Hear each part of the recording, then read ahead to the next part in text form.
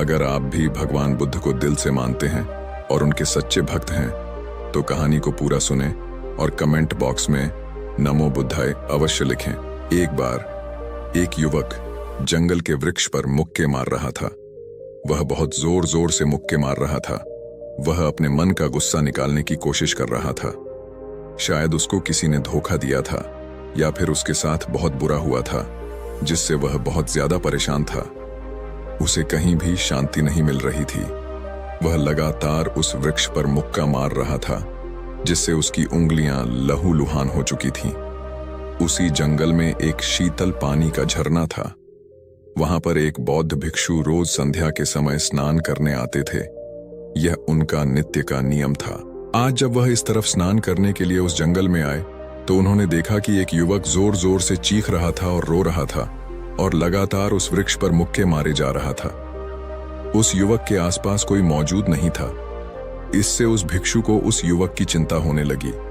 उन्होंने सोचा कि अगर मैं इसे ऐसे ही अनदेखा करके चला जाऊंगा तो कहीं यह आत्महत्या ना कर ले। ऐसे विचार आने के बाद भी वह कुछ नहीं बोले। वह लगातार उस युवक की तरफ देख रहे थे। कुछ देर तक तो उस युवक ने उस भिक्षु को नजरअंदाज किया, लेकिन कुछ देर बाद उसे अजीब सा लगने लगा। उसने सोचा, ना तो ये मुझे रोक रहे हैं और ना ही कुछ कह रहे हैं। ये तो बस मुझे देख रहा है। इसका क्या मतलब है? बहुत अजीब आदमी है। ऐसे ही विचार उस युवक के मन में उठने लगे। जब कुछ देर बाद भी वह भिक्षु कुछ नहीं बोला तो युवक ने अचानक से उस भिक्षु से पूछा, महाशय, आप अपने रास्ते क्यों नहीं चले जाते? आपको क्या मतलब? आप यहां रुककर मुझे क्यों देख रहे हैं? भिक्षु ने बहुत शांत स्वर में कहा, मैं तुम्हें रोक नहीं रहा हूं, तुमसे कुछ कह नहीं रहा हूं, तो मुझसे तुम्हें क्या परेशानी है? मेरी तरह ही यह वृक्ष, पौधे और पक्षी, ये सब तुम्हें तो देख ही रहे हैं। जब इनसे तुम्हें कोई परेशानी नहीं है तो मुझसे क्यों परेशानी है? यह सुनकर युवक जोर से चीख कर बोला, मुझे सबसे परेशानी है। मैं सबसे नफरत करता हूं। यहां पर सब धोखेबाज, गद्दार लोग रहते हैं। कोई किसी का नहीं होता इस दुनिया में। इस तरह बोलते बोलते वह फूट फूट कर रोने लगा और रोए जा रहा था और भिक्षु उसे देखे जा रहा था।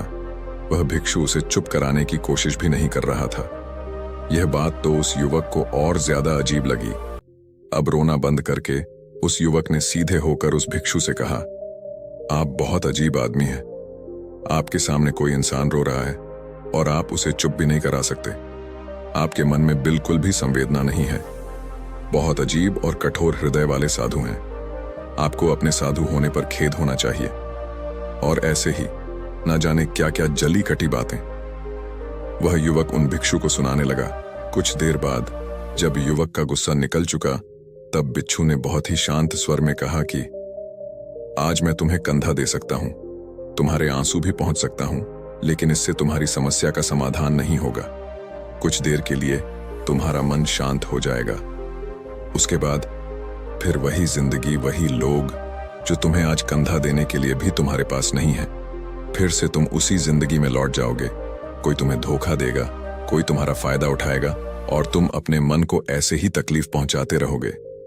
तो आंसू पोंछने की बजाय तुम्हें मुझसे कुछ ज्ञान की बातें जान लेनी चाहिए, जिससे तुम्हें जीवन में कोई भी धोखा ना दे सके, तुम्हारी अच्छाई का कोई भी फायदा ना उठा सके। याद रखना, आंसू पहुंचने वाले तो तुम्हें बहुत मिल जाएंगे, लेकिन ध्यान और सही समझ देने वाला कभी कभी कोई इंसान मिलता है। भिक्षु ने उसे बताया, मैं पास ही के झरने में स्नान करने के लिए जा रहा हूं। वहां बहुत ही शीतल पानी है। अगर तुम चाहो तो तुम भी मेरे साथ चल सकते हो। यहां पर अकेले परेशान होने से अच्छा है कि तुम झरने के शीतल पानी में स्नान करो, जिससे तुम्हारा दिमाग, मन, मस्तिष्क और तुम्हारा शरीर सब कुछ पवित्र हो जाएगा। ये सुनकर वह युवक उस भिक्षु के पीछे पीछे हो लिया। जंगल के बीचों बीच रास्ता झरने की तरफ जाता था। जंगल में सन्नाटा छाया हुआ था। उनके पैरों तले सूखे पत्तों की चरमराहट की आवाज पूरे जंगल में गूंज रही थी। आज पूर्णिमा की रात थी और आसमान में चांद अपनी उजली रोशनी उस जंगल में फेंक रहा था। उस रोशनी में दोनों वे झरने की तरफ चले जा रहे थे। रास्ते में चलते चलते उस युवक ने उस भिक्षु से कहा, महात्मा, आपकी जिंदगी मस्त है। आपको किसी चीज की कोई परेशानी नहीं है। आपको पता है कि दुनिया में कैसे कैसे लोग रहते हैं, कितने धोखेबाज, कितने बेकार, और सबसे महत्वपूर्ण बात, अपने लोग ही धोखा देते हैं जिनसे हम प्रेम करते हैं, जिनको हम अपना मानते हैं। जब उन्हीं से धोखा मिलता है तो कैसा महसूस होता है। कभी कभी तो लगता है कि भोले और दयालु लोगों के लिए यह दुनिया नहीं बनी है। यह दुनिया धोखेबाज लोगों के लिए है, मक्कार के लिए है। वही यहाँ पर फलते फूलते हैं, वही आनंद से जीते हैं, और हमारे जैसे लोग जो दूसरों की सहायता करते हैं, दूसरों को अपना मानते हैं, वह हमेशा जीवन भर दुख में रहते हैं। यही जीवन की सत्यता है और यही संसार है जिसमें हमें रोज घुट घुट कर मरना होता है। गुरुदेव, आपने सही किया, ऐसी जिंदगी को त्याग दिया, पीछे रहने दिया। अब बस अपने में मस्त, किसी से कोई परेशानी नहीं है, किसी की कोई चिंता नहीं। मैं भी सोचता हूं कि मैं भी संन्यास ले लूं। यह सुनकर उस भिक्षु ने कहा, तुम्हें क्या लगता है, सन्यासी जीवन बहुत आसान होता है? भिक्षु ने बहुत शांत स्वर में कहा, तुम्हें तो 2 वक्त की रोटी तो शांति से मिल जाती है, हमें तो कभी कभी वह भी नसीब नहीं होती। अगर भिक्षा मिल जाती है तो हम खा लेते हैं, वरना हमें तो भूखा ही सोना पड़ता है। यही हमारा सन्यासी जीवन है। हमें हमेशा नीचे सोना पड़ता है, सिर्फ एक लंगोट में रहना होता है, चाहे कैसा भी मौसम क्यों ना हो। तो ये सब तुम्हें आसान लगता है, तो तुम भी सन्यासी बन जाओ। युवक ने कहा कि आप कहते तो ठीक ही हैं, संघर्ष तो दोनों तरफ है, सांसारिक जीवन में भी और सन्यास जीवन में भी। वैसे सांसारिक जीवन भी अच्छा है, लेकिन तब तक जब तक घर परिवार में सुख शांति बनी रहे, धोखा ना मिले, हमारे लोग हमारा फायदा ना उठाएं, हमसे झूठ ना बोलें, हमें धोखा ना दें, तब तो जीवन जीने का आनंद होता, वरना जीवन नर्क हो जाता है। भिक्षु ने कहा, सन्यास अपने मन से लिया जाता है। जब हमारा मन कहता है कि हमें सन्यास के मार्ग पर सफलता हासिल करनी है, आगे जाना है, तो ही सन्यासी जीवन सफल हो पाता है। लेकिन तुम अपने घर से परेशान होकर, दूसरे लोगों से परेशान होकर सन्यासी बनना चाहते हो, तो तुम्हारा सन्यासी जीवन भी कभी सफल नहीं होगा। इससे अच्छा तो तुम सांसारिक जीवन में हो। अगर कुछ तरीके, कुछ नियम अपना हो, तो दूसरे लोग तुम्हें धोखा नहीं दे पाएंगे। सबसे पहले तो यह समझो कि धोखा उन्हें ही मिलता है जो भावनात्मक रूप से कमजोर होते हैं, जिनका दिल जल्दी पिघल जाता है, जो दूसरों को दुख में नहीं देख पाते। ऐसे लोगों के साथ धोखे होने की संभावना ज्यादा होती है, क्योंकि कोई भी आदमी अपनी परेशानी बताकर, अपने आप को दुख में बताकर तुम्हारा फायदा उठा सकता है। क्या पता वह झूठ बोल रहा हो, वह दुखी होने का बहाना कर रहा हो, लेकिन आपको तो सच ही लगेगा, और उसके कुछ समय बाद आपको पता चलता है कि आपके साथ धोखा हो गया। उसके बाद आपका मन अंदर से टूट जाता है। इसीलिए सबसे पहली बात ध्यान रखना कि किसी भी व्यक्ति को यह एहसास मत होने दो कि तुम भावनात्मक रूप से कमजोर हो। अंदर से तुम्हारा दिल नरम है। अगर उन्हें यह कमजोरी आपकी पता चल गई, तो वह कोई ना कोई चाल चलकर आपका फायदा उठाने की कोशिश जरूर करेंगे। चाहे आप अंदर से संवेदनशील हो, दूसरों की मदद करने वाले हो, लेकिन किसी को एहसास मत होने दो। ऊपर से कठोर बने रहो। जब लोगों को लगेगा कि इससे कुछ बोलने का फायदा ही नहीं है, यह आदमी कठोर है, नहीं पिघलने वाला, तो खुद ब खुद वह लोग जो झूठे हैं, वह आपके पास आएंगे ही नहीं। वह उन्हें चुनेंगे जो उनके आसान शिकार होंगे। दूसरी बात यह है कि हम बहुत जल्दी दूसरों पर विश्वास कर लेते हैं, और हमारी जल्दी विश्वास करने की आदत ही हमें हानि पहुंचाती है। 2-3 दिन तुम्हें किसी से मिले हुए नहीं हुए और तुम एक दूसरे के हो जाते हो, एक दूसरे पर पूरा भरोसा करने लग जाते हो, और यह भरोसा तीसरे दिन टूट भी जाता है, और फिर तुम्हें धोखा मिलता है, और फिर तुम परेशान हो जाते हो। इसीलिए समय दो। किसी भी चीज को, किसी भी रिश्ते को आगे ले जाने के लिए समय की जरूरत होती है। समय के साथ तुम्हें सामने वाले इंसान की अच्छाई और बुराई पता चलती है। तब तुम्हें पूर्ण रूप से पता चलता है कि इंसान वास्तव में कैसा है, अच्छा है या बुरा है, और यह कुछ समय देने के बाद ही होता है। इसीलिए जल्दी किसी पर विश्वास मत करो। तीसरा तरीका समझने के लिए तुम्हें ऐसे लोगों को समझना होगा जो दूसरों की चापलूसी करते रहते हैं। कुछ लोगों की आदत होती है चापलूसी करने की। आपके सामने आपकी तारीफ करेंगे या आपके बारे में अच्छा अच्छा बोलेंगे, और आपको लगेगा कि यह इंसान कितने अच्छे हैं, मुझसे कितना प्यार करते हैं। लेकिन वास्तव में उनकी वह चापलूसी एक जाल होती है ताकि वह आपका दिल जीत सके। और उनको चापलूसी करने का मौका तभी मिलता है जब आप दिखावा करते हैं। अगर आप उनकी चापलूसी से प्रभावित ही नहीं होंगे तो कुछ समय बाद वह चापलूसी करना बंद कर देंगे। इसीलिए किसी के सामने दिखावा मत करो, वरना आप तो आकर्षण के केंद्र बन जाते हो। लोगों को लगता है कि शायद इसके पास बहुत ज्यादा धन संपदा है, इसीलिए इतना दिखावा कर रहा है। और इसी वजह से जो लोग आपका फायदा उठाना चाहेंगे वह आपके करीब आने की कोशिश करेंगे, आपसे चापलूसी करने की कोशिश करेंगे। अगला नियम बताते हुए भिक्षु ने झरने की तरफ इशारा किया। वह झरने के पास पहुंच चुके थे। युवक को भी एहसास हो चुका था क्योंकि वहां पर ठंडी ठंडी हवा चल रही थी।